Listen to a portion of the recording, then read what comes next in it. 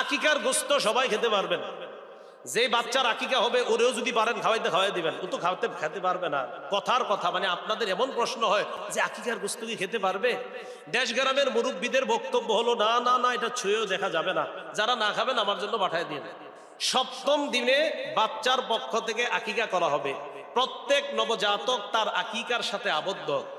এইগুলা গুরুত্ব দিয়ে মা বাবা যারা আছেন, সপ্তম দিনে আকিকা করা হবে, মাথার চুল মুন্ডন করা হবে এবং তার নাম রাখা হবে।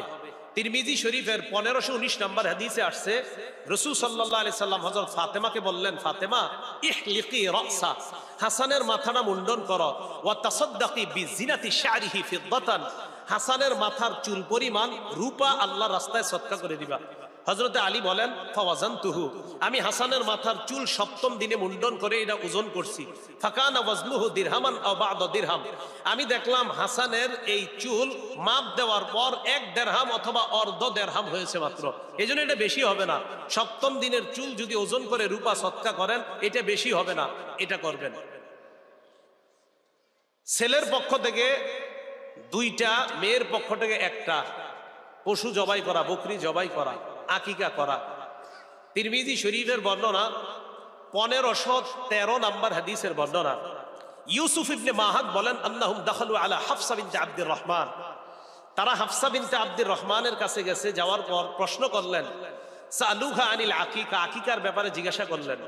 ফাআখবারাতহুম আন্না আয়েশা আখবারাতহা, তিনি তাদেরকে বললেন যে আম্মাজান আয়েশা সিদ্দিকা আমাকে বলেছেন, আন্না রাসূলুল্লাহ সাল্লাল্লাহু আলাইহি ওয়াসাল্লাম আমারহুম আনিল গুলামি শাতান মুকাফিআতান ওয়া আনিল জারিয়াতি শাতান, নবীজি আদেশ করেছেন ছেলের পক্ষ থেকে সমবয়সী 2টি বকরি আকিকা করার জন্য, মেয়ের পক্ষ থেকে 1টা।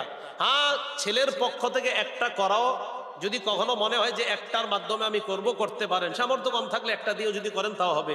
তিরমিজির 1514 নম্বর হাদিসে আসছে, আক্কা রাসূলুল্লাহ সাল্লাল্লাহু আলাইহি সাল্লাম আনিল হাসানি বিশাত, রাসূল সাল্লাল্লাহু আলাইহি সাল্লাম হাসান রাদিয়াল্লাহু তাআলা আনহুর আকিকা 1টা বকরি দিয়ে দেওয়া, এটাও হাদিসের মধ্যে পাওয়া যায়।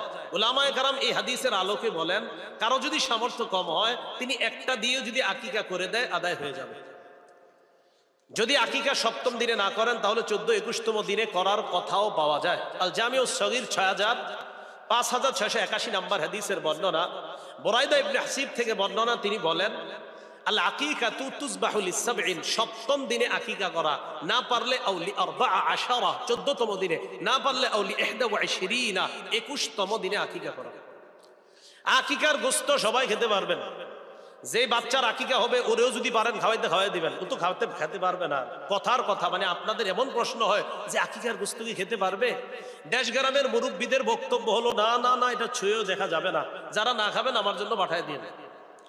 এই হালাল খাদ্য কেন খাবেন না? হ্যাঁ, এটা সবাই খাবেন, বাবা মা সবাই খাবেন, খাওয়া যাবে।